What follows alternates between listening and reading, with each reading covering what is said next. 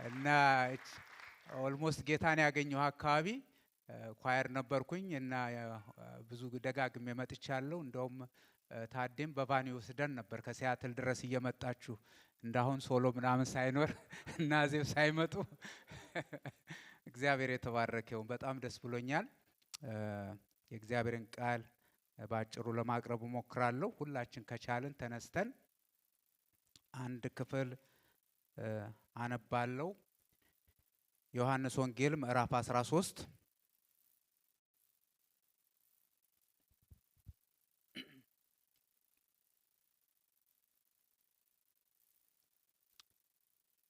ዮሐንስ ወንጌል ምዕራፍ 13 ከቁጥር 12 እስከ 17 በጌታ በኢየሱስ ስም አነባለሁ።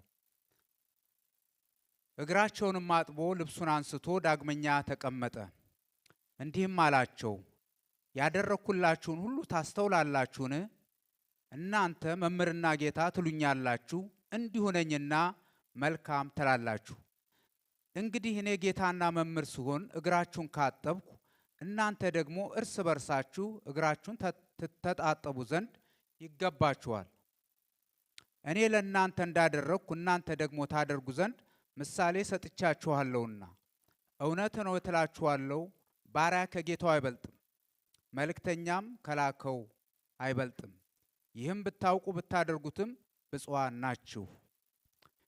ቅዱስና ጻድቅ የሆንክ የዘላለም አምላክ እግዚአብሔር አባታችን ሆይ በጌታ በኢየሱስ ክርስቶስ ስም እናመሰግንሃለን። እግዚአብሔር ሆይ አንተ ታላቅ ነህ። በዚች ቤተክርስቲያን ላይ ስላለህ ዓላማ እጅግ አድርገን እናመሰግንሃለን።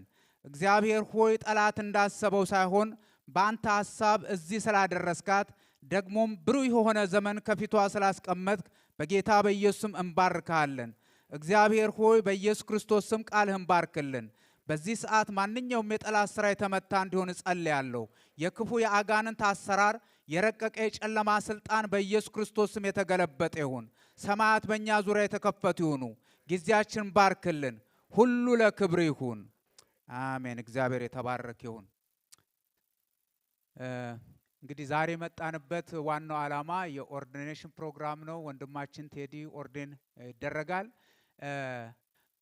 ምን እንደምል አላቅም። ምክንያቱም እንኳን ደስ አለህ ነው የሚባለው፣ እግዚአብሔር ይርዳህ ነው የሚባለው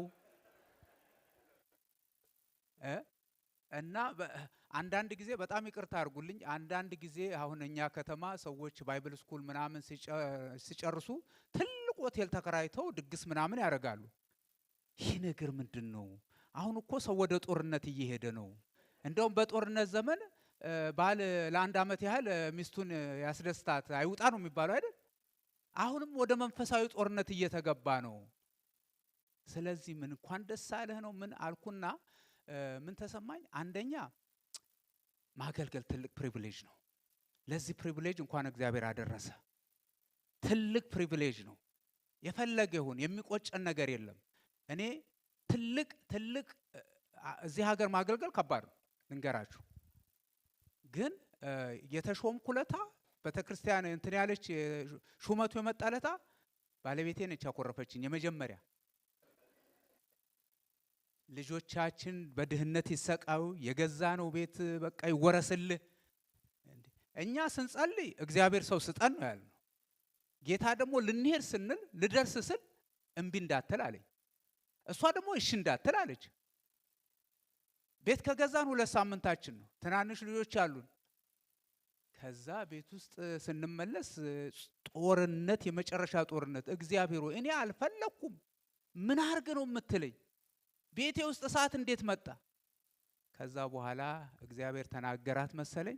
ከዚህ በኋላ አገልግል እደግፍሃለሁ አለች። እስከ ዛሬ ድረስ ይኸው ትደግፈኛለች። እና እግዚአብሔር ስለመረጠን እዚህ ሀገር ብዙ ፕሪቪሌጅ አለን። ግን ሁሉን አስትቶ እግዚአብሔር ከብዙ ሰው መሃል ስለመረጠን ጌታ የተባረከ ይሁን። ሁለተኛ ደስ ያለኝ ነገር ቴዲ ምን መሰለ? ራስክን ስላልሾምክ ደስ ብሎኛል። ዛሬ ብዙ ራሱን የሚሾም አለ። ብዙ እኮ ሰው ራሱን እየሾመ ነው የመጣው። የሐዋርያ ሥራ ምዕራፍ 13 እነ ጳውሎስ እኮ ሐዋርያ መሆናቸው ይታወቃቸዋል። ቤተክርስቲያን እንዳንስት ለቴዲ የፓስተርነት ጸጋ ቤተክርስቲያን አልሰጠችው። ቤተክርስቲያን ሪኮግናይዝ ነው የምታደርገው፣ አልሾመችውም። ይብን ለአገልግሎቱ ታማኝ አድርጎ የሾመኝ የቆጠረኝ ያለው ማን ነው? እግዚአብሔርን እኮ ነው። ቤተክርስቲያን ሪኮግናይዝ ኮሚሽን ነው የምታደርገው። እና ራስክን ስላልሾም ከራስክን ስላልቀባ እግዚአብሔር ረድቷል።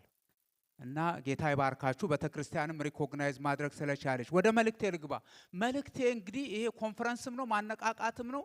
እኔ ታገልኩኝ ለማነቃቃት፣ የማነቃቃት እሳት የማምጣት መንፈስ ይዤ ለመምጣት በጣም ታገልኩኝ። ግን ጌታ በቃ ፍቃዴን እንጂ ፍቃድህን ይዘህ አትውጣ አለኝ። ስለዚህ የእርሱ ፍቃድ ይሁን፣ የእርሱ ፍቃድ ይሁን። አይሻልም? ሞቅ የሚል አስቤያለሁ። እኔ ብዙ ቦታ እሄዳለሁ። ከመሄድ አሁን ከ3 ሳምንት በኋላ ሌላ ቦታ እሄዳለሁ። ከሱም ቆርሼ ላመጣ አሰብኩኝ። በፍጹም አልሄዳለኝ። ስለዚህ እግዚአብሔር ያለውን ይበል። አሜን። እግዚአብሔር ያለውን ይበል። የመልእክቴ ርዕስ ምንድነው? በእርሱ መንገድ፣ በእርሱ መንገድ። ምክንያቱም የእርሱ መንገድ ያዋጣል። ወገኖቼ ሆይ ይሄ ዘመን ከባድ ዘመን ነው። እኔ በውስጤ ስጸልይ እቺ ቤተክርስቲያን ገና ፊውቸር አላት፣ ገና ትዘረጋለች፣ ገና ትሰፋለች፣ ገና ትበዛለች። እኛ ስደተኞች አይደለንም። እኛ እግዚአብሔር አምባሳደር አርጎ የላከን ሰዎች ነን። እኔ አሜሪካ መጣለሁ ብዬ አላቅም። እግዚአብሔር አሜሪካ ውስጥ አምባሳደር አድርጎኛል። ካናዳ ውስጥ አምባሳደር አድርጓቸዋል። እግዚአብሔር ስራ አለው። ነገር ግን ይሄን ስራ ለመስራት ብቻችሁን መስራት ስለማትችሉ፣ በራሳችሁ መንገድ ስለማትችሉ እግዚአብሔር ቆንጠጥ ያለ መሬት የረገጠ ነገር ሊያሳስባችሁ የሚፈልግ ይመስለኛል። ስለዚህ እንደው በአንክሮ ብትሰሙኝ በጣም ደስ ይለኛል። ስለዚህ በዚህ ዘመን እንደምታውቁት ይሄ ዘመን እንደ መሳፍንት ዘመን ነው፣ ግራ የተጋባ። በመሳፍንት ዘመን ላይ የእግዚአብሔር ቃል ሲናገር ምን ይላል? መሳፍንት 17:6 እና መሳፍንት 25 ላይ ራሱ መጽሐፉ የሚያጠነጥነው በዛ ነው። በዛ ዘመን በእስራኤል ዘንድ ንጉሥ አልነበረም ይላል። ስለዚህ ሰው ሁሉ በአይኑ ፊት መልካም መስሎ የሚታየውን ያደርግ ነበር ይላል። ለምን? በዛ ዘመን ንጉሥ አልነበረም። ኃጢአትን፣ ወንጀልን፣ ክፋትን፣ እርኩሰትን፣ የተለያየ ነገርን የሚከለክል ወይም ደግሞ ያደረገውን የሚቀጣ ንጉሥ አልነበረም። ስለዚህ ሰው ሁሉ በፊቱ መልካም የመሰለውን፣ በእግዚአብሔር ፊት አይደለም በራሱ ፊት መልካም የመሰለውን ያደርግ ነበር ይላል። ይሄ እኛ ያለንበት ዘመን ፖስት ሞደርን የሚባል ድህረ ዘመናዊነት የሚባለው እውነት አንጻራዊ የተባለበት፣ ትራዲሽን የሚሰረዝበት፣ አውቶሪቲ የሚሰረዝበት ዘመን ይሄ እኛ ዘመን ከመሳፍንት ዘመን የባሰ ነው። የመሳፍንት ዘመን እሽክርክሪት የሞላበት፣ ሰው ኃጢአት ያደርጋል፣ በኃጢአት ይጨማለቃል፣ እግዚአብሔር ይቀጣዋል። ከዛ ደግሞ ሌላ ገዢ አምጥቶ በባዕዳን በአሕዛብ ገዦች ያስገዛዋል። ከዛ በኋላ ደግሞ ሰው ይጮሃል ወደ እግዚአብሔር፣ አውጣን አውጣን አውጣን ይላል። እግዚአብሔር ደግሞ ደግ ስለሆነ ሌላ መስፍን ያስነሳላቸውና በመስፍኑ ነፃ ከወጡ በኋላ ሰላምና ረፍት ያገኛሉ። ያ መስፍን ሲሞት እንደገና ወደ ኃጢአታቸው ይገባሉ። እንደገና እግዚአብሔር ይቀጣቸዋል። እንደገና ይጮሃሉ። እንደገና መስፍን ያመጣቸዋል። እሽክርክሪት እሽክርክሪት እሽክርክሪት 12 መሳፍንት ነው የነበረው። ይሄኛ ዘመን እኮ እንደዛ ነው ወንድሞቼና እህቶቼ። ይሄ ድህረ ዘመናዊነት የሚባል ዘመን ውስጥ ያንተ እውነት ለራስ እውነት ነው፣ የኔም እውነት ለራሴ እውነት ነው። ትራዲሽን የለም፣ አውቶሪቲ የለም የሚባልበት ዘመን ነው ያለው። ወገኖቼ ክርስትና ቀጭን መንገድ ነው። ይሄ በተለይ አዲስ ኪዳን እኔና እናንተ የገባንበት ዝም ብለን የምንሄድበት ቀጭን መንገድ ነው። የተራራው ስብከትን ሳጠና በጣም የሚገርማችሁ ነው። ጌታ ኢየሱስ ክርስቶስ ሲያስተምራቸው ምን ይላል? ቀኝ ጉንጭህን ቢመታ ሌላኛውን ስጠው ይላል። እጀ ጠባብ ቢጠይቅ መደረቢያውን ጨምር ይላል። አንድ ምዕራፍ ሂድ ቢልህ ሁለተኛ ሂድለት ይላል። ይሄ እኮ በጣም የሚገርም ነገር ነው። እንደገና ደግሞ ምን ይላል? ወረድ ብሎ ምዕራፍ 5 ቁጥር 20 አካባቢ ምን ይላል? ጽድቃችሁ ከጻፎችና ከፈሪሳውያን ካልበለጠ መንግስተ ሰማያት አትገቡም። ምን አይነት ጽድቅ ነው እነኚህ ሰዎች ያላቸው? እነኚህ ሰዎች በጣም ሚትክለስ ናቸው። ከእንስላል ከአዝሙድ ከምናምን አስራት የሚያወጡ ህጉን ደግሞ በጫጭቀው ሰንበት ሲሆን ሰንበትን አክብር ይባላል። ግን በሰንበት ቀን ስንት ሰዓት ነው የሚከደው? ምንድነው የምንሸከመው? ምንድነው ማንሰራው? ምን 600 አድርሰውታል ህጉን። ከነኚህ ሰዎች ካልበለጣችሁ መንግስተ ሰማያት አትገቡም። የሚገርም እኮ ነው። በብሉይ ኪዳን ጊዜ ለምሳሌ ሰው ከደበደበ ከገደለ ያ ወንጀል ነው። ግን በአዲስ ኪዳን ምን ይላል? ወንድሙን የሚጠላ ነፍሰ ገዳይ ነው ይላል። በብሉይ ኪዳን ጊዜ ዝሙት ሲያረግ ዝሙተኛ ተብሎ እንትን ይላል። በአዲስ ኪዳን ሴትን አይቶ የተመኛት ይላል። በአዲስ ኪዳን በድርጊት ብቻ ሳይሆን በሐሳብ ውስጥ ነው ኃጢያቱ። ስለዚህ የአዲስ ኪዳን አማኞች ጽድቅ የበለጠ ነው። እንዴት አርጎ ታዲያ ይሄንን ጽድቅ መኖር ይቻላል? እንዴት ተደርጎ ይቻላል? እነኛ የብሉይ ኪዳን እነኛ ፈሪሳውያን እነኛ ጻፎች የሚባሉት ያልቻሉት ከነሱ የተበለጠ ጽድቅ የተባለው በምንድን ነው? ምክንያቱም የኔና እናንተ ጽድቅ በራሳችን ጉልበት ሳይሆን ጽድቃችን ያለው በክርስቶስ ኢየሱስ ስለሆነ ነው። የክርስቶስን ጽድቅ እግዚአብሔር ስላለበሰን ነው። እኛ በራሳችን አንችልም ብለን የክርስቶስን ጽድቅ ስለለበሰን የኛ ጽድቅ ከፈሪሳውያን ጽድቅ በለጠ። ከኔ ጋር ናችሁ? በለጠ። ክብር ለጌታ ይሁን። ይሄን ህይወት ነው የምንለማመደው። እንዴት ታዲያ የሚበልጥ ጽድቅ ማሳየት እንችላለን? ምክንያቱም የእግዚአብሔር መንፈስ የእግዚአብሔር ጸጋ የእግዚአብሔር ኃይል በእኛ ውስጥ አለ። ከዚህ ጸጋ ከዚህ ኃይል ከዚህ መንፈስ ጋር አብረን ስንሰራ ጽድቃችን ይበልጣል። ክርስትና ቀጭን መንገድ ነው። ክርስትና የሚቻለው በእርሱ መንገድ ብቻ ነው። ይሄንን ደቀ መዛሙርቱ ራሱ አልገባቸውም። ተመልከቱ። ደቀ መዝሙር ሲደረግ በጌታ ዘመን ደቀ መዝሙር ሲደረግ አንደኛ መምሩ ሳይሆን ተማሪው ነው ደቀ መዝሙሩን የሚመርጠው። ታውቃላችሁ? አሁን ይመጣና ፓስተር ፍጹም ይሻለኛል ይላል። ፓስተር ፍጹም ነው የሚሻለው ይላል። ወይም ደግሞ ፓስተር ከሌ ወይም ፓስተር ግርማ ነው የሚሻለው ብሎ መምሩ ነው የሚመርጠው በዛ ዘመን። ለምሳሌ ጳውሎስ ገማልያን የመረጠው ራሱ ነው። ወደ ገማልያ ሄዶ ደቀ መዝሙር የሚሆነው። ጌታ ኢየሱስ ግን ራሱን የመረጠው ራሱን የመረጠን ታውቃላችሁ? ራሱን የመረጠው እየዞረ እነኚህን አሳ አጥማጆች ደግሞ በሙሉ ከገሊላ አንዱ ብቻ ነው ከይሁዳ በሙሉ የሚሸቱ አሳ አጥማጆች ቋንቋቸው እንኳን የማይረባ የተናቁ የመረጣቸው እና እነኚህ ደቀ መዛሙርት 3 ዓመት በሙሉ ከሱ ጋር ሆነው አየ። ደቀ መዝሙር ስንል አሁን እኛ ምንድነው የምናደርገው? ኮርስ አለ፣ ካሪኩለም አለ። 1 ዓመት 6 ወር እናስተምርና ደቀ መዝሙር ሆነሃል ብለን ቸርቻችን ሰርቲፊኬት እንሰጣለን። ያ አይደለም የክርስቶስ ደቀ መዝሙር። ደቀ መዝሙር እቤቱ ይውላል፣ አብሯቸው ይጠጣል፣ እንዴት እንደሚራመድ እንዴት እንደሚያገለግል ሲተኛ ያሉ ሲናደድ ያሉ ሲቆጣ ያሉ ኤቭሪቲንግ ያሉ ደቀ መዝሙር ሪሊ ማድረግ ከተቻለ ልጆቻችን ነው ደቀ መዝሙር የምናደርገው። ምክንያቱም ሁሉ ጊዜ የሚያውን አንዱ ፓስተር አንዱ ልጁ እንዲህ አሉ እንደኔ ያው ሲሰብክ እንትን ይላል ሁሉ ቀን እና ግን አንድ ልማድ አለችበት። ይቅርታ መቼም ሁሉም ፓስተር የለበትም፣ አንዳንዱ ጋር ግን አይጠፋም። አንድ ልማድ አለችበት። ሰውየው እቺ የመጠጥ ነገር አልተቆረጠችለትም። አሁን እንኳን አዲስ አበባም ተጀምሯል አሉ፣ እንዳትነግሩብኝ።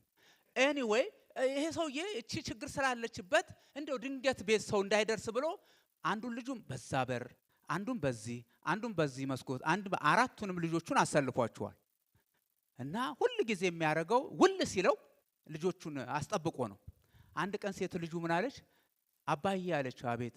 በዛ ጋር ወንድሜ ያለ፣ በዛ ወንድሜ ያለ፣ በዚህ እህት ያለች፣ በዚህ ወንድሜ ያለ፣ በዚህስ ማን አለ? ደቀ መዝሙር ማድረግ ይሄ ነው። ደቀ መዝሙር እነኚህ ሰዎች እንዲህ አስተምሯቸው ግን አልገባቸውም። ተመልከቱ።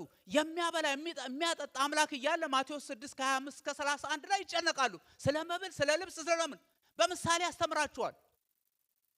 ከዛ ደግሞ በታንኳ ሲሄዱ በዛ እሱ እኮ ተኝቷል። መጸለይ ሲችሉ አረ ስንጠፋ አይገድህም ወይ ይላሉ።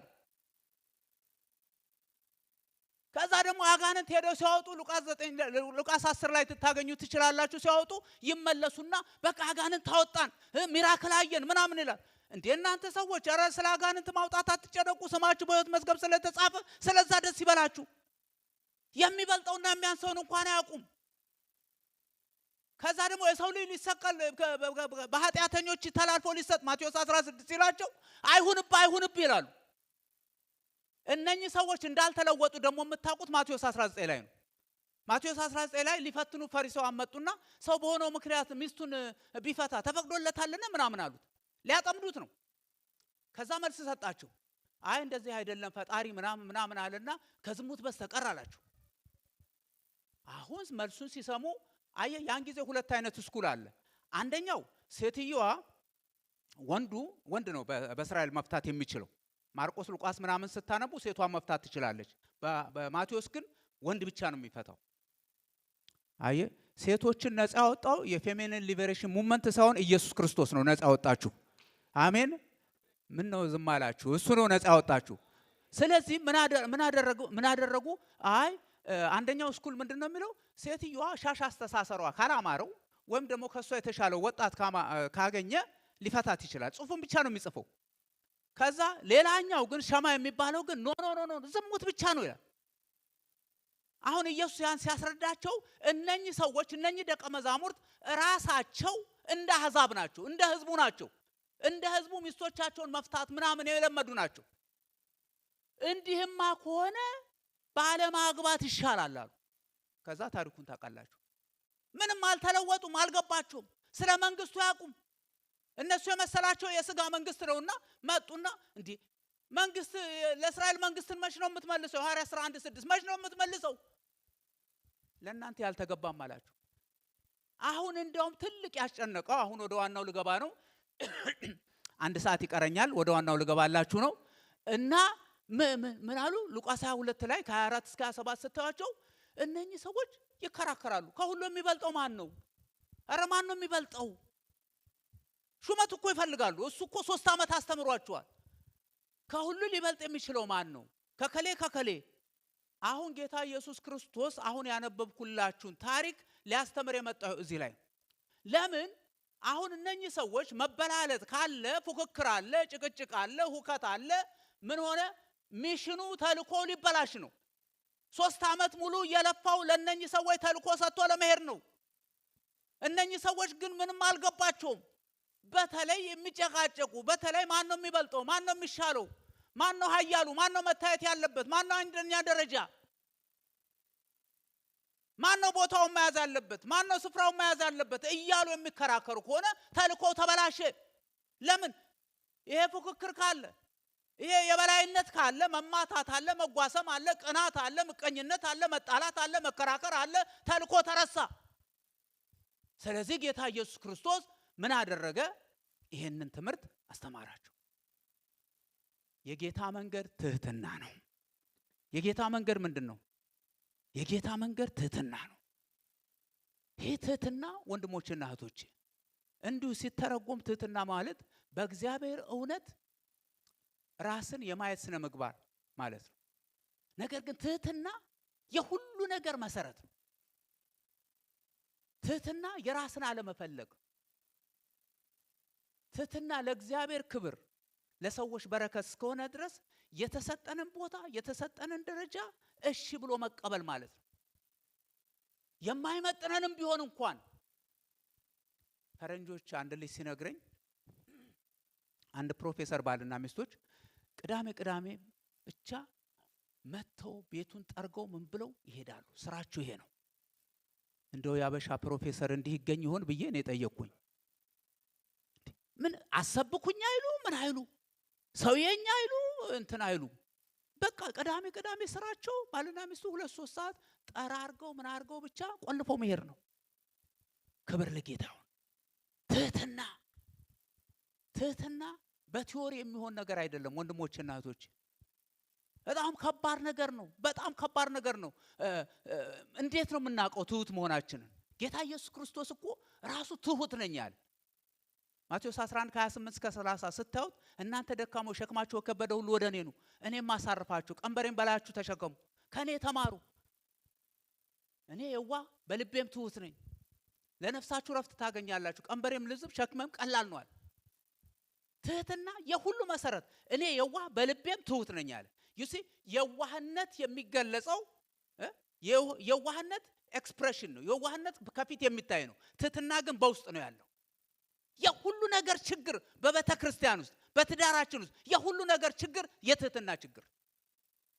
ፍቅር እውነተኛ ፍቅር ያለው ለእውነተኛ ፍቅር መሰረት ትህትና ነው። አንደኛ ቆሮንቶስ 13ን አንብቡ።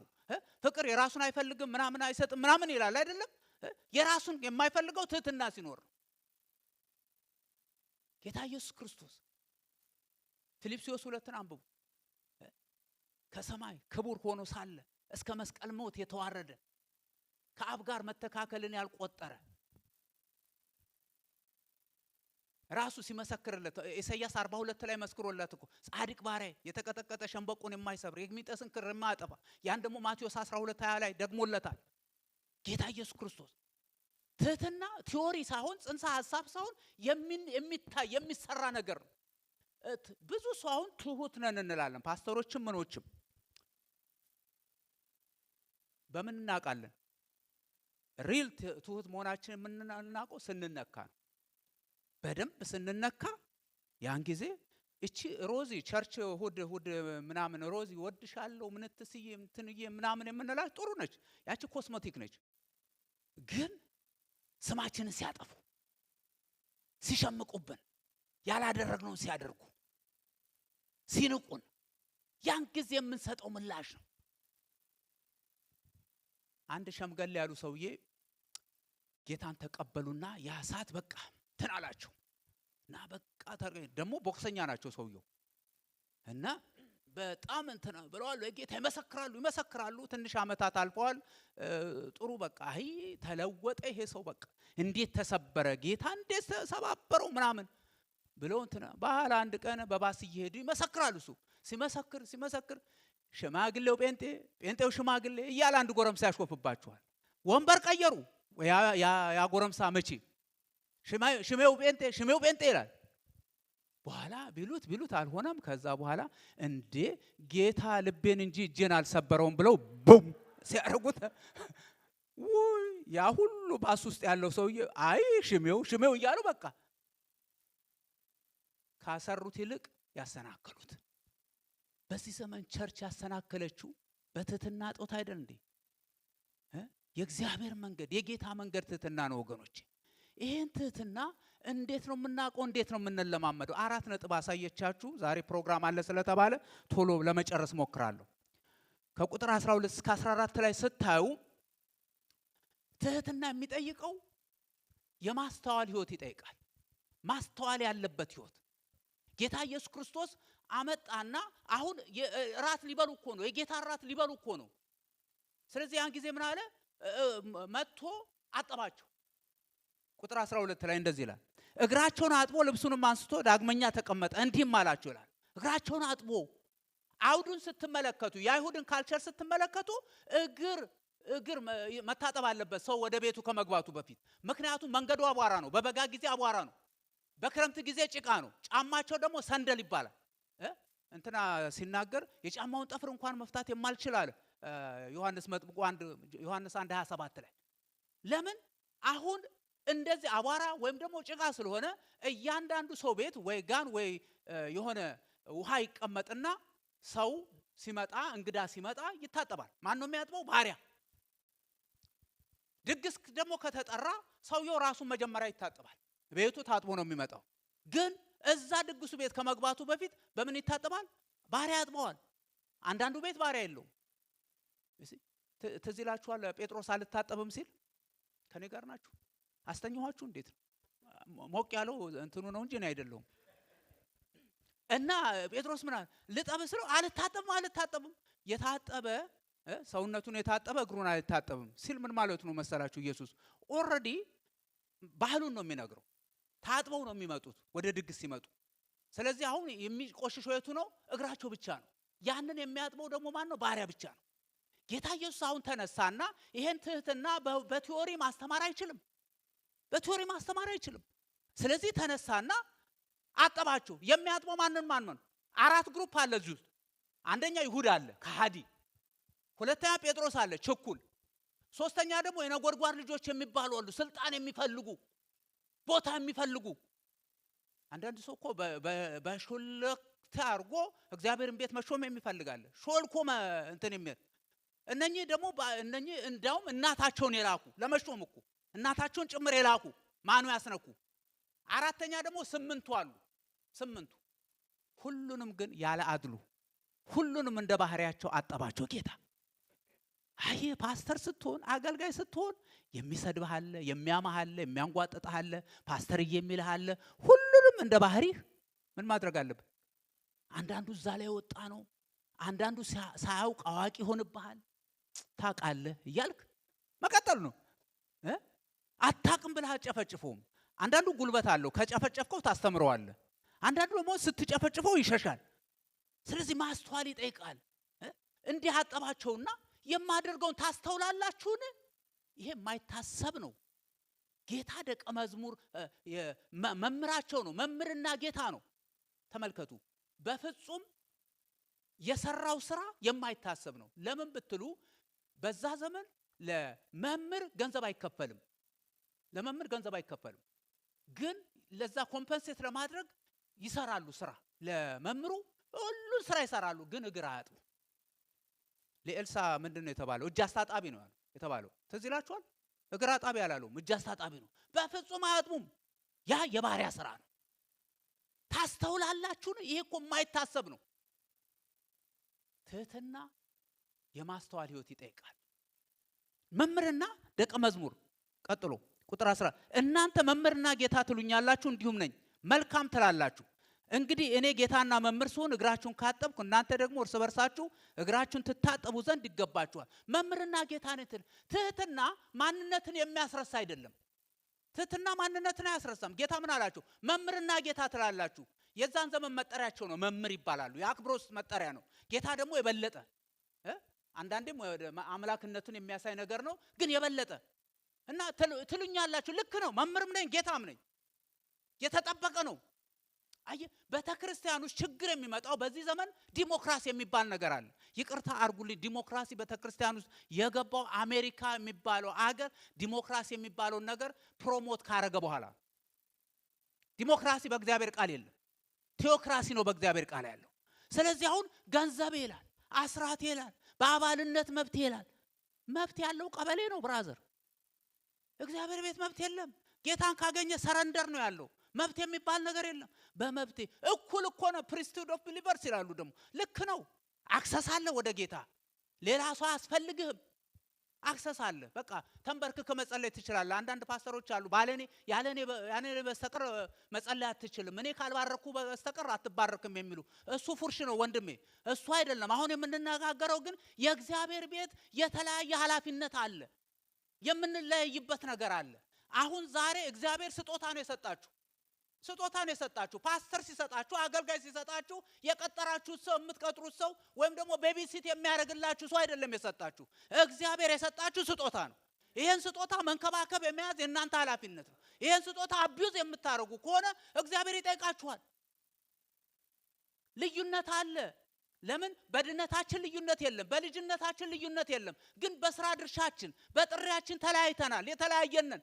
ይሄን በምን ታውቃለህ? እግዚአብሔር ቃል ቁልጭ አድርጎ ይናገራል። አንደኛ ተሰሎንቄ 5:12 እና 13 ወንድሞች ሆይ በመካከላችሁ ያሉትን በመካከላችሁ የሚደክሙትን በጌታ የሚገስጿችሁን የሚገዟችሁን ታውቁ ዘንድ ስለ ስራቸው ደግሞ በፍቅር ከመጠን ይልቅ ታከብሯቸው ዘንድ እለምናችኋለሁ። እነማንን? በመካከል የሚገዟችሁን የሚያስተዳድሯችሁን። አንደኛ ጢሞቴዎስ 5:17ም እንደዚህ ነው የሚለው፣ በመልካም የሚያስተዳድሩትን ሽማግሌዎች ይልቁንም በመስበክና በማስተማር የሚደክሙት እጥፍ ክብር ይገባቸዋል አይልም ይላል። የኔ ቃል ነው አይደለም። እንደ እኩል ነን እያልን እንዴ እኩልነት ያለው አህያ ጥርስ ላይ ነው አለ አንድ ሰውዬ። ኖ እኩል አይደለም። የተለያየ አገልግሎት ነው። እኛ አስታጣቂዎቻችሁ ነን፣ እናንተ አገልጋዮች ናችሁ፣ እኛ አስታጣቂዎች ነን። ይሄ በተክርስቲያን እንዲሰፋ እንድናርግ ከፈለግን ፈረንጁን መድረስ ከፈለግን ይሄን ፕሪንሲፕል ማወቅ አለብን። ሌላስ ዕብራውያን 13:7 የእግዚአብሔርን ቃል የነገሯችሁን ዋነኞቻችሁን አስቡ ይላል። የኑሯችሁን ፍሬ እየተመለከታችሁ በእምነታችሁ ምሰሏቸው። የኑሯችሁን ምን ከኔ ጋር ናችሁ? አሁን ብዙ ሰው የሚወደው አዲስ አገልጋይ ነው። አሁን 2 ቀን ብቆይ ፓስተር ፍጹምን ጋብዞ ማያውቅ ሰው ሁሉ እኔም በጣም ሲጋብዝ ይውላል። ለምን? አዲስ ነኛ። ሪሊ ፍቅር ካለ ፍቅር እውነተኛ ፍቅር ምን እንደሆነ ታውቃላችሁ? እዚህ አብሯችሁ የሚያገለግለውን ድካሙን፣ ችግሩን፣ አንካሳነቱን፣ ጠማማነቱን፣ ጉብዝናውን፣ ጥመቱን የምታውቁትን ሰው ከተሸከማችሁ ነው። እኔንማ ታውቁኛላችሁ። አውሬ ልሁን ምን ልሁን እቤቴ ጊንጥ ልሁን ምን እንዴት ታቁኛላችሁ? አንድ ቀን እሺ የሚደክሙትን ይላል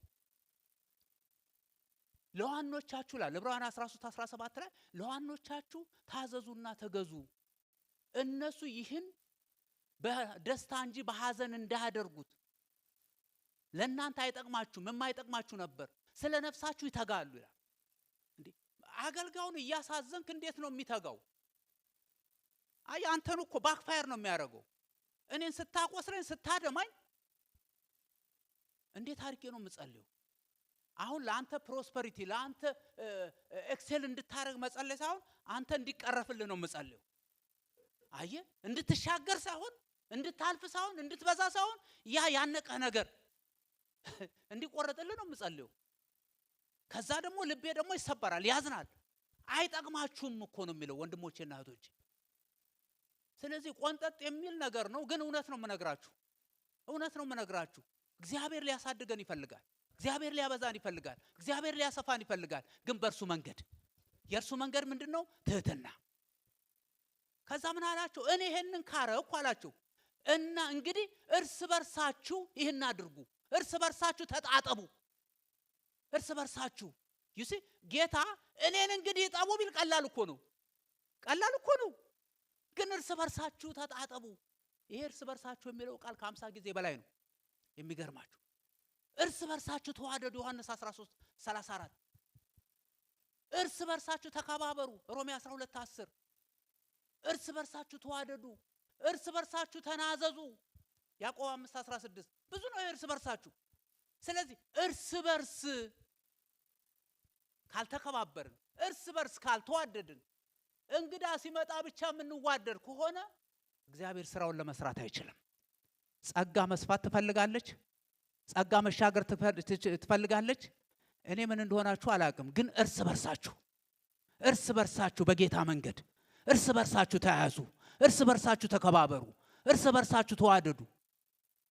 እርስ በርሳችሁ ኤፌሶን 4:32 እርስ በርሳችሁ ይቅር ተባባሉ አይደል? እርስ በርሳችሁ እንግድነት ተቀባበሉ።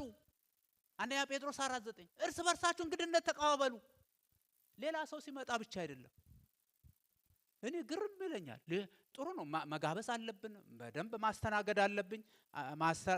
አሁን ብትጋብዙኝ አልጠላም። ግን የራሳችሁን ፓስተር በደንብ ሳትጋብዙ ሳትይዙ እኔን እንደ እንቁላል እንትን ብታረጉ ምንም እኔ አልቆጥረውም። ገብቷችኋል? ደውዬ አልጠይቅም። ግን ነፃ ሆኑ። ሁለተኛ የሚያስፈልገው የጌታ መንገድ ምንድነው? ምሳሌነት ያለበት ህይወት። ቁጥር 15 ላይ እኔ ምሳሌ ትቼላችኋለሁ። ቅድም እንዳልኳችሁ ቲዮሪ አይደለም፣ ዝም ብሎ አይደለም። ይሄ ትህትና የሚባለው ነገር ከባድ ነው። ይተናነቃል፣ ያንቃል። በተለይ ኪሳችን ሞላ ያለ ሰዎች፣ በተለይ ትንሽ ትምህርት ያለን ሰዎች ይገርማችኋል፣ ከባድ ነው። እግዚአብሔር ካረዳን፣ እግዚአብሔር ይርዳን። አሜን። እግዚአብሔር ይርዳን። የጌታን ቤት የሚበጠብጠው ይሄ እኮ ነው ምሳሌነት ያለበት ህይወት። ይሄ ምሳሌ ማለት ሞዴል፣ ኮፒ፣ ግልባጭ ማለት ነው። ፓተርን ማለት ነው። ዕብራውያን 8:5 ላይ ለሙሴ በዛ በሰማይ እኔ እንዳሳየው በሱ ምሳሌ ስራው አለው። ታችኛው በሱ ምሳሌነት ተቃዋሚም ነገር አለው፣ ተቃራኒም ነገር አለው። ሁለተኛ ጴጥሮስ 2 ምዕራፍ 2:6 እና እንደገና ደግሞ ይሁዳ 7 ስታዩ በመጥፎ ነው በሰዶምና ጎሞራ ጋር አስታኮ መጥፎ ምሳሌነት ያሳያል። ለጴጥሮስ ደግሞ ሲነግረው አንደኛ ጴጥሮስ 5:3 ላይ ለመንጋው ምሳሌ ሁኑ እንጂ ይላችኋል። ሽማግሌዎችን ሲነግራቸው ማህበራችሁን በኃይል አትግዙ። ምሳሌ ያስፈልጋል። ዛሬ ደግሞ ይሄ ፖስት ሞደርን ያልኳችሁ ሰዎች ማየት ይፈልጋሉ። በቃ ህይወትክን ማየት ይፈልጋሉ። ይሄ ምሳሌ ነገር በጣም ያንቃል። ሐዋርያው ጳውሎስ የሚገርም ነው። ምን አይነት ህይወት ቢኖረው እንግዲህ አለ እኔን ምሰሉ ብዬ እለምናችኋለሁ። አንደኛ ቆሮንቶስ 14:16 ላይ እኔን ምሰሉ ብዬ እለምናችኋለሁ። አንደኛ ቆሮንቶስ 11:1 ላይ ደግሞ ምን አላቸው? እኔ ክርስቶስን እንደምመስል እናንተም እኔን መሰሉ። ጳውሎስ ሪሊ ትሁት ነው እንዴ? እንመርምረው እስቲ ጳውሎስን። ስትመረምሩት ጳውሎስ አንደኛ ቆሮንቶስ 15:9 ላይ እኔ ሐዋርያ ልባል አይገባኝም፣ ከሐዋርያ ሁሉ ያነስኩ ነኝ። ለምን ቢባል የእግዚአብሔርን ቤተክርስቲያን አሳድር ነበራል። ተመልከቱ ጳውሎስ ሪል ትሁት ነው። ኤፌሶን 3:8 ላይ ደግሞ እኔ ከቅዱሳን ሁሉ የማንስ ማለት ከመምናኑ ሁሉ እኮ የማንስ ሐዋርያ የሚባል ሰው የማንስ ነኝ አለ።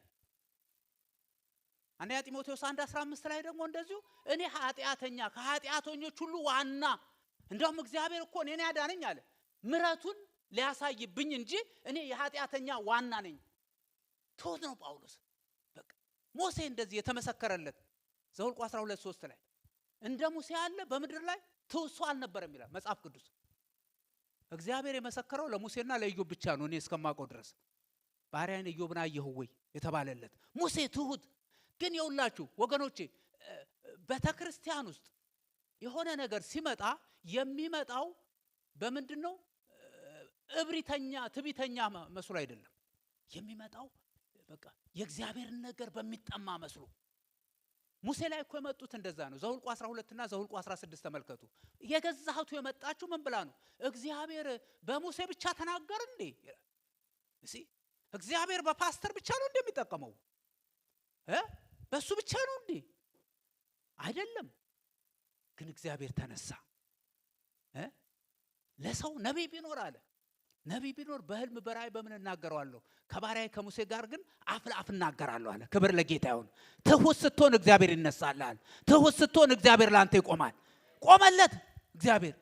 ደግሞ ትንሽ እልፍ ብሎ የቆሬ ልጆች ተነሱ። ምዕራፍ 16 ላይ ምንም አበዙት እኮ አያችሁ። መንፈሳዊ ነው እኮ ቋንቋው እኮ በጣም ያምራል። መንፈሳዊ ነው። ቸርች አሁን እየበጠበጠን ያለው አይኑን ያፈጠጠ ሰይጣን አይደለም፣ መንፈሳዊ የመሰለ ሰይጣን ነው በሰዎች እየተጠቀመ። በቃ መንፈሳዊ በጣም የእግዚአብሔርን ስራ እኮ እንዴ አንድ ጊዜ ህግ እናውጣ አሉ እኛ ቸርች። ድሮ ነው ዛሬ 13 ነው ህግ ነው እንዴ ወጣ እኮ። ከህግ ደግሞ ከህግ በላይ እኮ እኛ ህግ አለን። ይሄ አይበልጥም እንዴ ከህጉ በላይ? እና እንዴ ህጉ እሺ ይውጣ። ምን ይላል መሰላችሁ ህጉ? እንደዚህ ይሁን ሽማግሌዎችን አማክሩ ይላል። እንደዚህ ይሁን ሽማግሌዎችን አማክሩ። እንደዚህ ሽማግሌዎችን አማክሩ። በጌታ በኢየሱስ ክርስቶስ ስም እናንተ ሰዎች ኃጢአት ገብታችኋል አልኳቸው። ለምን ቢባል ምክንያቱም መጽሐፍ ቅዱስን ሰርዛችኋል። ኤፌሶን 4:11 እኮ የፓስተር ኦፊስ የሚባል አለ። እሱን ገንጥላችሁታል። እናንተ ንስሐ ግቡ አልኳቸው። እንዴ በሰው እንትን ነው እንደምትተነፍስ አብረ መስራት አለብህ፣ አብረ ማገልገል አለብህ። ግን ሁሉን ነገር በሰው ሳምባ እንዴት ትተነፍሳለህ? ይው መንፈሳዊ ነው። ቤተክርስቲያን እንድታድግ እግዚአብሔር ይባርካችሁ። አብራችሁ የምትሰሩ ሽማግሌዎች ጌታ አብዝቶ ይባርካችሁ። ብድራታችሁን ጌታ ይክፈላችሁ። አየ አንዳንዱ ራሱ መታየት ነው የሚፈልገው። ዓለም ላይ ያላገኘውን ነገር ጌታ ቤት ማግኘት ይፈልጋል። ይሄ መርገም ነው ወንድሞቼና እህቶቼ። እኔ ልንገራችሁ ዓለም ያላገኘነውን ነገር እኛ ጌታን ስናገኝ ሁሉን አግኝተናል። ወደ ጌታ ስንመጣ ሁሉን አግኝተናል። እኔ ጓደኞቼ ድሮ እንዲህ ተስፋ የቆረጠ ምን ነካ ጴንጤ ሰው እንዴት ይሆናል? ተስፋ የቆረጠ ሰው እኮ ነው፣ ፊውቸር የሌለው ሰው። አንተ እኮ ፊውቸር ያለህ ልጅ ነህ። ምንድነው የጎደለህ ምናምን? ኖ ፊውቸር ኢየሱስ ነው። እኔ ፊውቸር ትምህርት አይደለም፣ ፊውቸር ዶክተሬት አይደለም፣ ፊውቸር ኢየሱስ ክርስቶስ ነው። ደስ እያለኝ ብር ባይኖረኝ ኢየሱስ አለኝ፣ ወርቅ ባይኖረኝ ኢየሱስ አለኝ። ከሁሉ በላይ ኢየሱስ ይበልጣል። ምሳሌነት ያለው ህይወት ተመልከቱ። ትዕቢት ማነው? እቺ ትህትና ታንቃለች ብያችኋለሁ ቅድም። እና አንድ ሰውዬ ምን ያረጋል መሰላችሁ? ቢሮ ስዕል አለ። ስዕሉ ኤሊ በአጥሩ ላይ የቁጭ ያለችበት ስዕል አለ ግድግዳው ላይ ቢሮ ላይ።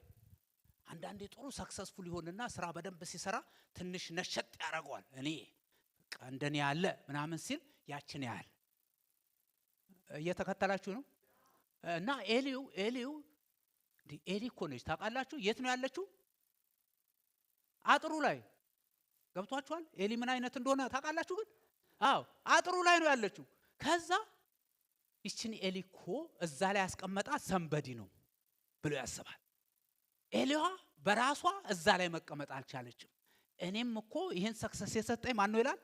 ሰንበዲ እግዚአብሔር ነው ይላል። አይ ምሳሌ ያስፈልገናል፣ የምናየው ነገር ያስፈልገናል። ሶስተኛ ትህትናን የእግዚአብሔርን መንገድ የምናይበት ልክን የማወቅ ህይወት ነው። ቁጥር 16 ላይ እንደዚህ ይላል፣ እውነት እውነት እላችኋለሁ ባሪያ ከጌታው አይበልጥም፣ መልእክተኛም ከላከው አይበልጥም ይላል። በቃ ልክን የማወቅ ይሄ ቃል ወደ 4 ቦታ ተጠቅሷል። ከጊዜ ጋር ቶሎ ጥቅሶቹን ልንገራችሁና እሄዳለሁ። ማቴዎስ 10 ከ24 እስከ 25 ላይ እዛ ተጠቅሷል። ደቀ መዝሙር ከመምሩ ባሪያ ከጌታው አይበልጥም፣ ባለቤቱን በኦልዘቦል ካሉ ቤተሰቡንማ አብዝተው ይሉታል ይላል። እንደገና ደግሞ ሉቃስ 6:40 ላይ እንደዚሁ ይናገራል። ደቀ መዝሙር ከመምሩ አይበልጥም፣ ፈጽሞ የተማረ መምሩም ቢሆን ይበቃዋል ይላል። በተለያየ አውድ ነው ግን ተመሳሳይ ሐሳብ ነው። እንዲሁም ዮሐንስ 15 ከ21 እንደዚሁ ይናገራል። ይሄ ደግሞ ስደትን ነው የሚናገራል። ባሪያ ከጌታው አይበልጥም ያልኳችሁን ቃል አስቡ ይላችኋል። እኔን አሳደው ከሆነ እናንተንም ያሳድዷችኋል። ቃሌን ሰምተው እንደሆነ ቃላቸውን ይሰማሉ።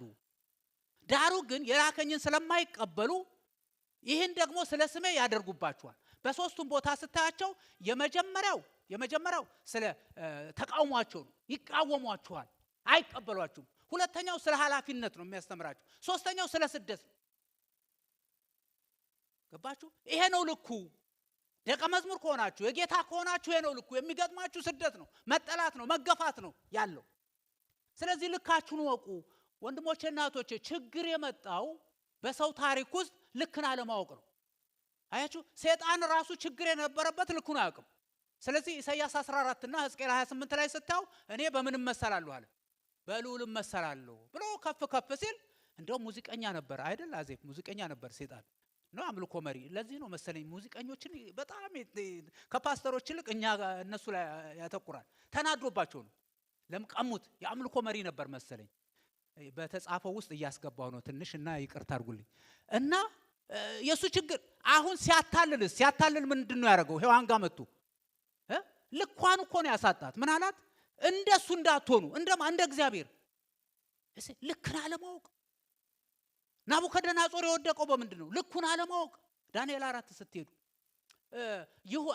ማነው ሄሮድስ፣ የታላቁ ሄሮድስ የልጅ የሐዋርያት ሥራ 12 በቃ ለእግዚአብሔር የሚገባውን ክብር ከመውሰዱ የተነሳ ሞተ። ልክን አለማወቅ በጣም ችግር እኮ። ቸርች ውስጥ ራሱ ትልቅ ችግር የሚመጣው ልክን አለማወቅ ነው። አንዳንድ ሰው ያልተሰጠውን ጸጋ አለኝ ይላል፣ በጣም አለኝ ይላል። አንድ ወጣት ልጅ አሉ በቃ እንደው ፓስተሮቹ ይዘውኝ እንጂ ጸጋ ሰብክ ነበር ይላል። ይሰብክ ነበር፣ አንበለብለው ነበር ሲል በኋላ አንዴ በቃ ሰሙት ምንም እንደማይችል ያውቃሉ። ከዛ በኋላ ተሰጠው። አንድ ቀን ተዘጋጀ። እንዲህ አይነት እንትን አለ፣ ወደዚህ የተጠጋ ተዘጋጀ። ዛሬ እሳት ይወርዳል አለ። ዛሬ እሳት ነው የሚወርደው። የመልእክቴ ርዕስ ኢየሱስ ይመጣል ነው አለ። ይመጣል አለ። እዚህ ተደርድረዋል። አንድ እናትም ፊት ሁሉ ጊዜ የሚቀመጡ አሉ፣ ተደርድረዋል። ይመጣል ይላል። ኢየሱስ ይመጣል ይላል። ኢየሱስ አሁን ይመጣል፣ ቀርቧል፣ ይመጣል እኮ ነው የምላችሁ። ይመጣል ይላል። አሁን ይምጣ ይላሉ ማዘር። አሁን ልጁ ሳያስበው ለካ እየተንሸራተተ ሄዶ ድፍት ይላል። አሉ እናትየው። እኔው ነኝ እንጂ ልጅ አንተ እኮ ይመጣል ብለህ ነግረኝ ነበር። እኔው ነኝ ቁጭ ብዬ ጠበቅኩ። አንዳንድ ሰው የሚችል ይመስሏል ሁሉ ነገር። ወንድሞቼ አንድ ነገር ልንገራችሁ። ካፒታላይዝ ዩር ስትሬንግዝ ምን ማለት ነው? ጸጋችሁ። ለምሳሌ እኔ ጸጋዬ ማስተማር ከሆነ እንደ አዜብ መዘመር የለብኝም፣ መንደፋደፍ የለብኝም። በቃ አሁን መጠንከር ያለብኝ ምን ላይ ነው? ከኔ ጋር ናችሁ? አይዟችሁ ልጨርስ ነው። ፕሮግራም እንዳላቃሉ ቶሎ ምሮጠው ለዛ ነው።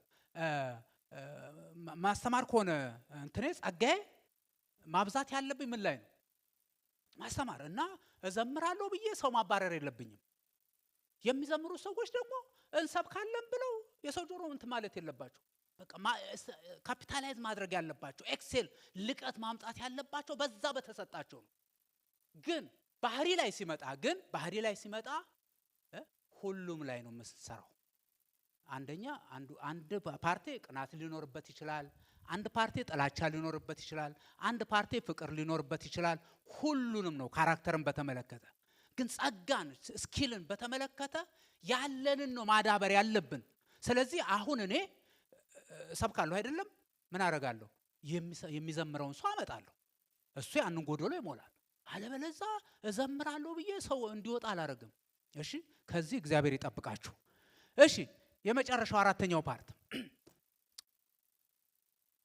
ቁጥር 17 ላይ እንደዚህ ይላል፣ እውነት እውነት እላችኋለሁ ባሪያ ከጌታው አይበልጥም፣ መልእክተኛም ከላከው አይበልጥም። ቁጥር 17 ይህም ብታውቁ ብታደርጉም ብፁዓን ናችሁ ይላል። ከጌታ የሚጠብቅ ሕይወት ይህም ብታደርጉ ብፁዓን ናችሁ። ምኑን? ይህን የትህትና ነገር ብታደርጉ፣ ከዚህ በላይ የተጠቀሱትን ምናልባት ብታደርጉ ብፁዓን ናችሁ፣ ትባረካላችሁ ወይም ትደሰታላችሁ፣ በረከት ታገኛላችሁ፣ ስኬት ታገኛላችሁ። ይሄ በረከት ወይም ስኬት በእግዚአብሔር መንገድ የሚመጣው በሁለት ነገር ነው። የመጀመሪያው ማወቅ ያስፈልጋል፣ ሁለተኛው ደግሞ ማድረግ ያስፈልጋል። አሁን ብዙ ጊዜ እናውቃለን፣ ጭንቅላታችን ሞልቷል፣ ግን አናደርግም። መጽሐፍ ቅዱስ ሲናገር ራእይ 1:3 ላይ ምን ይላል መሰላችሁ? ዘመኑ ቀርቧልና የሚያነበው የትንቢቱን ቃል የሚሰሙትና በውስጡ ያለውን የሚጠብቁት ብፁዓን ናቸው ይላል። ምን አለ? የሚያነበው የትንቢቱን ቃል የሚሰሙት እንደገና ደግሞ በውስጡ ያለውን የሚጠብቁት። ምን ማለት ነው? የሚያነበው ሲንጉላር ነው። እየተከተላችሁ ነው? ሲንጉላር ነው። ምን ማለት ነው? በዛ ዘመን እንደኛ የለም፣ ሁሉ ሰው መጽሐፍ ቅዱስ የለው። ስለዚህ አንድ ሰው ይቆምና ያነብላችኋል። የሚሰማው ግን ስንት ነው? ሁሉ ሰው ይሰማል። ስለዚህ ሰምቶ መቀመጥ አይደለም፣ ነገር ግን ሰምቶ ማድረግ ብፁዓን ያደርጋል። ይባረካሉ፣ ትባረካላችሁ። አይሹ ዕውቀት ያስፈልጋል፣ ማድረግ ያስፈልጋል። ጌታ ኢየሱስ ክርስቶስ ሉቃስ 11:28 ላይ አንድ ሴትዮ ተማረከችበትና ምን አለች? እንደው የተሸከሙ ማዕፀኖች እየጮሽ ነው፣ የተሸከሙ ማዕፀኖች የጠባቸው ጡቶች የተባረኩ ብፁዓን ናቸው ሲል፣ አዎ ብፁዓን ናቸው፣ ነገር ግን ብፁዓን የእግዚአብሔርን ቃል ሰምቶ የሚጠብቁ ናቸው። የእግዚአብሔርን ቃል ሰምቶ የሚጠብቁ ናቸው። ዛሬ አንዱ የቤተ ክርስቲያን ችግር፣ የኔና የናንተ ችግር የእውቀት አልባነት ችግር ነው። የእውቀት አልባነት ችግር። ይሄን ሰሞን ምን አየሁ? አንዱ ሰውዬ በጣም ይገርማል። ላቡን ጠርጎ ሰውየውን እንትን ያደርገዋል፣ ያስበለዋል። ተፈወስኩ ብሎ ይመጣል። ይሄ መቼም የእውቀት ችግር እንዲህ አይነት ካልሆነ በስተቀር ምን ይባላል? ምን ይባላል?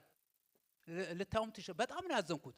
እንዲህ አይነት እኛ ከተማ አንድ ጊዜ ደግሞ አንዱ መጣ። ከኮንፈረንሱ በኩል መከርኩት። ሰውዬ አንተ እኮ የሐሰተኛ ነቢይ የምትባልበት አንዱ ምክንያት ምንድነው? የእግዚአብሔርን ቃል ዕውቅና አትሰጥም። 5 ደቂቃ 10 ደቂቃ እግዚአብሔር የሰጠን አስተምርና ወደ ትንቢት ግባ። ዝም ብለህ ትንቢት አትበል። የትንቢት ስጦታ ነው፣ ነገር ግን የእግዚአብሔር ቃል ይበልጣል። ፕሊዝ ይሄን ነገር አድርጋለሁ። አንተ ብታስተምርልኝ እንኳን ማስተማር እኔ አንተ ስብሰባ ላይ አልገኝም፣ ግን ቁጭ ብዬ አየሁት። ቤት ከባለቤቴ ጋር እያየሁት ምን ይላል መሰላችሁ? እኔኑ ሲቃወም አንዳንድ ሰዎች አለ የእግዚአብሔርን ቃል ከዚህ ቃል ካላመጣ ይሉኛል። ከዚህ እኔ ግን እኮ ቱንዶኛለሁ ከላይ እንደመጣ ነው የምቀበለው። እሱ ይሻላችኋል፣ ይሄ ይሻላል፣ እሱ ይሻላል ከላይ እያለ ሰው ያጨበጭባል። እንዴት ያሳዝናል! እኔ ውልቅ ብዬ ነበር የሚሄደው። አይ አሁን አንድ ሰው ቆይ እንዳትቀየሙኝ ትንሽ ደቂቃ ነው። አሁን ብዙ ሰው አኩርፏል። አሁን ሽማግሌውም ፓስተሩም ቢሆን በዚህ ይደባደባል። ለምን? ይሄ ነገር ከዚህ ጋር ተነሳ። ኦኬ፣ ግን አሁን ይሄ ነገር እዚህ ጋር መሆኑ ሊያጣላን ሊያደባድበን ይገባል? አይገባም። ለምን? ሜጀር አይደለም፣ ኮስሞቲክ ነው። ገብቷችኋል? ይሄ ነገር ከዚህ ጋር እዚህ ጋር በመቀመጡ የኔ ከዘላለም ሕይወት አያጎለኝም፣ ከቅድስና አያጎለኝም፣ ጌታ ከመምጣት አይገደብም። ግን ፕሪፈረንስ ነው፣ ምርጫ ነው። እኛ እኮ አሁን የምንጣለው በእግዚአብሔር ቤት በምንድን ነው? በፕሪፈረንስ በሆነ ነገር፣ በሁለተኛው ነገር። አያችሁ፣ ሰይጣን የሚጠቀምበት የእግዚአብሔርን ስራ እንዳንሰራ፣ እግዚአብሔር እንዳይከብር። ይሄ አሁን ይሄኔ አንድ እህት ነች ያመጣችሁ እንዲደምቅ እንዲያምር። ገባ? ጥሩ ነው ማማሩ፣ እግዚአብሔር ይባርክሽ። ግን አሁን ይሄኔ ልቧ ተቃጥሏል። ምን ሊያረገው ነው? ይሄ አይን አውጣ ሰውዬ እያለች ይሄ ነገር አለ የለም፣ ከደህንነት አያስቀራችሁም፣ ለውጥ አያመጣም። አይ የእውቀት ችግር። ከደዘው የሰማናትን ደግሞ አንጠቀምበትም። ወገኖቼ የእርሱ መንገድ ያዋጣል። ጸጋ እንድታድግ፣ ቤተሰባችን እንዲባረክ፣ እግዚአብሔር ወዳዘጋጀልን እንድንደርስ የእርሱ መንገድ ትህትና ነው። ካለዚህ የሚያዋጣን ነገር የለም። አይኖ እሳት አላመጣሁላችሁም፣ ግን እውነትን ተናግሬያለሁ። የሚያዋጣው እሱ መንገድ ነው። የምንኖርሰው በእርሱ መንገድ ነው። እግዚአብሔር ሌላ መንገድ የለውም። በቃ ትህትና ሁላችን። እኔ በጣም በዚህ ልጨርስ። በጣም የሚደንቀኝ ይሄ ዘጸአት 17 ላይ ሙሴ እና ሆርና አሮን ሲደግፉት ትዝ ይላችኋል። ኢያሱ ደግሞ እዛ ሲዋጋ፣ ይሄ እኮ ትልቅ ትህትና የሚጠይቅ ነው። ኢያሱ ጦረኛ ነው። ሙሴ ጦር አያውቅም። ሙሴ የሚያውቀው ጸሎት ብቻ ነው። እነኛ አሮን እና እንትና ደግሞ መደገፍ ብቻ ነው የሚያውቁት። ተመልከቱ። እኛ ምን አስደገፈን ይሄን ሰውዬ ቢሉስ፣ ኢያሱ ደግሞ እንዴ እኔ እዚህ ጋደላለሁ ሙሴ ክሬዲት ሊወስድ ቢልስ። ግን ሁሉም አንድ ጋር ሲሰሩ፣ ሁሉም ተባብረው አማልቀን ሲመቱ ድል በድል ሆኑ፣ ተሻገሩ። ወገኖቼ የእያንዳንዳችን ጸጋ የእያንዳንዳችን ነገር ተደምሮ በትህትና ስንሄድ እግዚአብሔር ይከብራል። እግዚአብሔር ከከበረ ደግሞ እኔ ከብራለሁ። እግዚአብሔር ባልከበረበት ብቻህን አትከብርም። አሁን ብዙ የበዛው ትሻገሪያለሽ፣ ትወጫለሽ፣ ትሮጫለሽ ስትባል ኖ አትሮጥም፣ እዚሁ ነህ፣ የትም አትሄድም። ብራዘር አይ የእግዚአብሔር ሕዝብ ሲከበር አብረህ ትከብራለህ። ጸጋ ከከበረች አንተም ትከብራለህ። ተሰደበች ትሰደባለህ። እንኳን ሌላው ቀርቶ ከተማው ከተሰደበ አብረህ ነው የምትሰደበው፣ ያ ጴንጤ እየተባልክ። አይ ስለዚህ ወገኖቼ እነኚህ ሰዎች በህብረት እኮ ነው ያደረጉት በእግዚአብሔር መንገድ ሙሴን ሲደግፉ። ሙሴ እጁ ከወደቀ እንደሚሸነፉ ያውቃሉ። ድሉ የማን ነው? የሙሴ ብቻ አይደለም፣ የእግዚአብሔር ሕዝብ ነው። ስለዚህ ሙሴ መደገፍ አለበት። ኢያሱስ ጠንክሮ መዋጋት አለበት። ወታደሮቹ ሁሉ እኮ ኢያሱ መሪ ነው። ወታደሮቹ ሁሉ ይዋጋሉ ጠንክረው። ለምን? አንድ ግብ አላቸው፣ አንድ ዓላማ አላቸው። አያችሁ አሁን ቸርች ብዙ ሰው የሚታገለው ምናምን የአንድ ሰው አመራር የምናምን አመራር ኖ እኛ ያለን አንድ ጎል ነው። ጎላችን እግዚአብሔር እንዲከብር ነው። ጎላችን ቤተክርስቲያን እንድታሸንፍ ነው። ጎላችን የእግዚአብሔር ሕዝብ እንዲከብር ነው። እግዚአብሔር የበላይ እንዲሆን ነው። በከተማ ውስጥ እግዚአብሔር እንዲሰለጥን ነው። ልጆቻችን ታጥቀው እንዲሄዱ ነው። ስለዚህ ወገኖቼ በእግዚአብሔር መንገድ እንመላለስ። የእግዚአብሔር መንገድ ምንድነው? ትህትና ነው። ትህትና ቤታችንን ሲሞላው፣ ትህትና ቸርቻችንን ሲሞላው የእግዚአብሔር ክብር መውረድ ይጀምራል። የእግዚአብሔር ሐሳብ መፈጸም ይጀምራል። እግዚአብሔር በሙላት መንቀሳቀስ ይጀምራል። በንጽህና ንጹህ ሆነ። ምክንያቱም ልብና ኩላሊትን የሚመረምር አምላክ ነው የምናመልከው። አይ ይሄ አምላክ የማይ አምላክ አይደለም፣ ዳጎን አይደለም። ልብህን ያያል። ለምን እንደምታገለግል ያያል። ለምን እንደምትመጣ ያያል። ምን እንደምታረግ ያያል። ስለዚህ በአክብሮት ትህትናና እግዚአብሔር መፍራት ባለጠግነት፣ ክብር ህይወትም ነው ይላል መጽሐፍ ቅዱስ። ስለዚህ ህይወት እንድናገኝ ክብር እንድናገኝ ከፈለግን በእግዚአብሔር መንገድ በትህትና ሁላችን ከአገልጋይ እስከ ተገልጋይ እንመላለስ። እግዚአብሔር የተባረከ ይሁን። የዘላለም አምላክ ቅዱስ እግዚአብሔር ሆይ እናመሰግንሃለን። ጌታ ሆይ ደግሞ መንገድህን አሳየህን። በአንተ መንገድ እንድንመላለስ እርዳን። በጌታ በኢየሱስ ክርስቶስ ስም ይህችን ቤተክርስቲያን ለአንተ አሳልፌ እሰጣለሁ። በዚች ቤተክርስቲያን የጀመርከው መልካሙን ስራህን አንዳች የሚያቋርጥ እንዳይኖር የጨለማን ጉልበት ሁሉ መታለሁ። የአጋንንት ስራ አፈርሳለሁ። የጠላትን ምሽግ አፈርሳለሁ። እቺ ቤተክርስቲያን እግዚአብሔር ኤክሴል እንድታረግ ወደፊት እንድትራመድ እግዚአብሔር ያንተ ሐሳብ እንዲፈጸምባት የከተማው ብርሃን እንድትሆን ጌታ ሆይ ለአንተ አሳልፌ ሰጠው። ሁሉ ለክብር ይሁን በኢየሱስ ስም።